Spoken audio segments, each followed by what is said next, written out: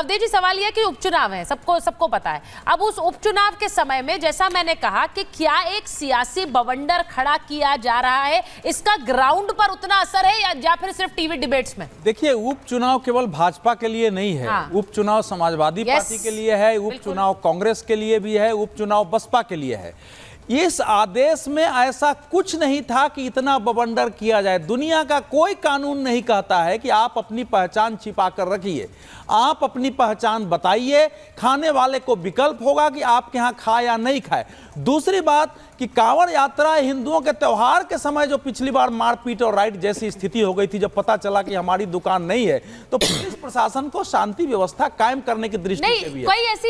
बनाए नहीं। हाँ। ये जिन लोगों को ये लग रहा है कि मुस्लिम वोट से हमको लोकसभा में मिला है, कांग्रेस के अंदर ये भाव पैदा हुआ है कि देश के सारे मुसलमान वन साइडेड हमको वोट दे रहा है, इसलिए ऐसे सारे इशू को मुस्लिम हिंदू बनाओ और फिर इसके आधार पर हम भविष्य में सत्ता में आ सकते हैं। तो जानबूझकर इसको बवंडर खड़ा किया गया है और बवंडर खड़ा करके ये समाज को विभाजित करने की कोशिश है। हाँ। क्योंकि इस आदेश में ना तो कोई गैर कानूनी है ना असंवैधानिक है। हाँ, अगर सुचरिता, अगर इसलिए यह आदेश हो कि कोई मुसलमान के दुकान से कुछ ना खाए तो मैं उसका विरोध करूंगा, या न खरीदे तो मैं उसका विरोध करूंगा, लेकिन इसका ये आशय नहीं है। हमको उपभोक्ताओं को देना पड़ेगा। जो भक्त लोग, सुनो, अब ये तो मैटर ऑफ चॉइस है अवधेश, नाम लगा दिया आपने। अब अगर देखिए मेरी बात सुनिए दानिश साहब, हाँ मैं आपके पास आ रही हूँ। जवाद साहब सुनिए, आपने अपना नाम लगा दिया है, सैयद जवाद बैठे हैं, अवधेश कुमार बैठे हैं।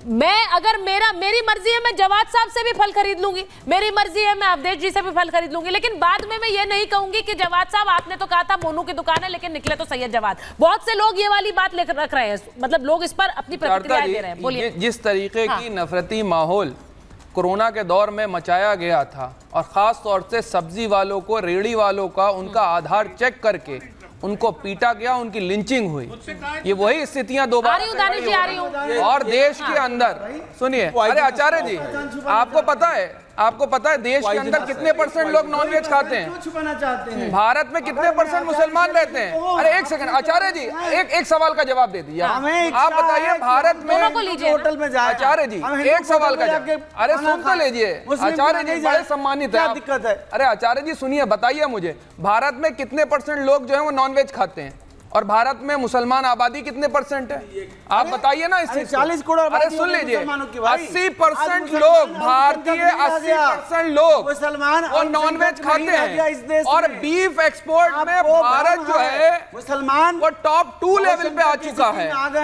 आप भारत के अंदर जब से योगी आदित्यनाथ जी आए हैं, मैं तो कहता हूँ आप चाह रहे हैं या नहीं चाह रहे हैं, साधना का काल है। भारत जो है वो आगे बढ़ता चला जा रहा है, वही आप पुरानी, जहाँ हमें सात्विकता। अरे आप नफरत। एक बात बताइए मुझे, एक बात, अच्छा ठीक है, एक बात बताइए जवाद साहब, मैं एक चीज पूछ रही हूँ। जवाद साहब आपसे पूछ रहे हो, लेकिन दानिश कुरैशी साहब के पास चली जाती हूँ क्योंकि उनके पास बहुत देर से नहीं गई। दानिश साहब को स्क्रीन पर रखिए, दानिश साहब और अवधेश जी। मैं दानिश साहब एक सवाल आपसे पूछूंगी।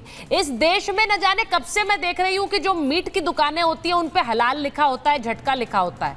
अपनी मर्जी से व्यक्ति जाता है जिस दुकान पे उसे जाना होता है। तो ऐसे तो ये भी विभाजनकारी है, इस पर कोई आवाज नहीं उठाई गई, बंद कर देते हैं लिखना, जिसके पास जिसको जाना है वो जाएगा। वो क्यों लिखा होता है? वो एक धार्मिक आस्था को ध्यान में रखकर ही लिखा होता है, क्योंकि आप हलाल की दुकान में जाएंगे, आप नहीं जाएंगे झटका की दुकान में। तो ऐसे में मुझे ये बता दीजिए, ये भी विभाजनकारी क्यों किया जा रहा है? क्योंकि धार्मिक आस्थाएं इस देश में हैं, उनका पालन होता है। जी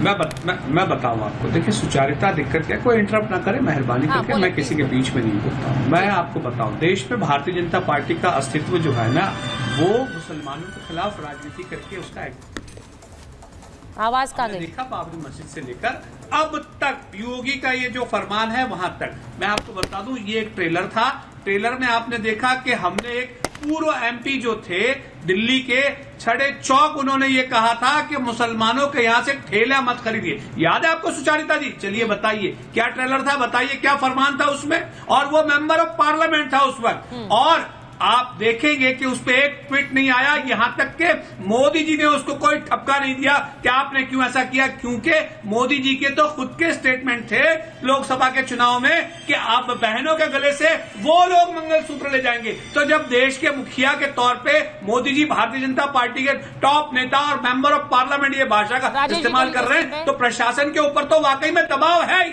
वरना मैं तो असद साहब ने जो पूछा है कि भाई योगी सरकार जो है फरमान जारी करे, अब पहचान की बात है तो आप अपना फरमान का पहचान तो जारी करिए। तो आप तो अपनी पहचान जारी करना नहीं पा रहे और फरमान ये कह रहे हैं कि क्या ठेला वाला जो है वो भी अपना आइडेंटिफिकेशन लगाएगा। तो पहले आप अपने फरमान का आइडेंटिफिकेशन तो लगाइए, कम से कम हमें कापी तो मिले।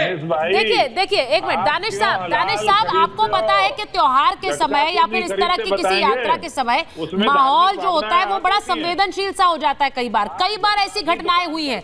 मैं इसीलिए कहती हूँ कि एक जिस तरह के बयान आ रहे हैं, अब यहाँ पर शहाबुद्दीन रिजवी साहब ने कह दिया कि कांवड़ में विवाद ना हो, इसके लिए ये फैसला सही है। उन्होंने ये इसीलिए कहा क्योंकि ऐसे विवाद हमने देखे हैं और कई लोगों ने इसके बारे में, और उन विवादों से क्या होता है, लॉ एंड ऑर्डर सिचुएशन खड़ी होती है। उस परेशानी से बचने से तो बेहतर है ये। माकूल जवाब है मेरे पास। हाँ बोलिए, राजेश जी के पास जाऊंगी। हाँ मैं जवाब दूं, सुचारिता मैं जवाब दूं, सुचारिता में 10 सेकंड, बस 10 सेकंड।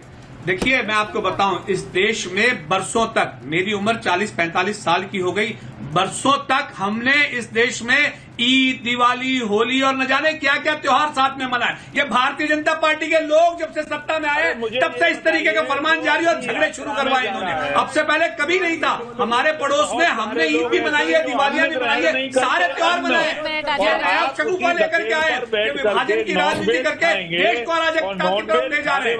ये अराजक राजनीति भारतीय जनता पार्टी की देश को नुकसान पहुंचाने वाली है। मैं ऐसा मानता हूं कि पहले दफे तमाम लोग एक सुर है, खुद की सरकार में बैठे केसी त्यागी अगर इसका मुखालिफ है, बताइए क्या सरकार कर लूं एक बार। राजेश जी का जवाब ले लेती हूँ। राजेश जी वो कह रहे हैं कि ऐसे ऐसे बयान भी आते हैं जहाँ पर कह दिया जाता है कि मुसलमानों से मत खरीदो। उसी हाथ से उसको फल, तो उसकी पवित्रता रहेगी, नहीं रह सकती है। नहीं ऐसे बयानों का क्या, वो कह रहे हैं कि ऐसे भी बयान आए हैं जिसमें कहा गया कि मुसलमानों से मत खरीदो, ये उसी का एक्सटेंशन है, ये वही करने की कोशिश है। देखिए भारत का संविधान कहता है कि अपनी आइडेंटिटी बता करके तब ना व्यापार करिए। हाँ। इसमें क्या, किसी से ये कहा कि मुसलमान वहां धकेल नहीं लगाएगा, केवल हिंदू ही वहां पर फल बेचेंगे या सामान बेचेंगे। अरे कहीं आप हमारे यहाँ वृंदावन में आ जाइए, मुसलमान ही पोशाक बनाने का काम करते हैं बिहारी जी का। इनको रोका है किसी ने? केवल इनको गंदी राजनीति करनी है, मुस्लिम तुष्टीकरण की नीति अपनानी है, इसलिए कह रहे हैं। और यदि आप सांप्रदायिक सद्भाव चाहते हो दानिश भाई, तो झटका खाओ ना और कहो झटका की दुकान पे जा रहा हो और वीडियो अपलोड करिए अपने सोशल मीडिया में। मैं तब जानूंगा कि आप तो सांप्रदायिक सद्भाव बनाना चाहते हो। आपको किसने जिम्मेदारी दे दी कि आप समाज के ठेकेदार हो गए भाई? ये देश संविधान से चलेगा, आपकी आस्था की बुनियाद पर नहीं चलेगा देश। सबको इक्वल राइट्स मिले हुए हैं। मेरी चॉइस होगी मैं क्या खाऊंगा। इक्वल राइट्स वाली बात तो बिल्कुल सही है, लेकिन वो वन साइडेड नहीं होनी चाहिए। कहाँ जाऊंगा, मेरी जिम्मेदारी मेरे संविधान। ठीक है अजीज खान साहब जिम्मेदार नहीं हो गए समाज के, समाज का ठेकेदार। अजीज खान और अवधेश जी चाहिए। रगड़ दिया आपको।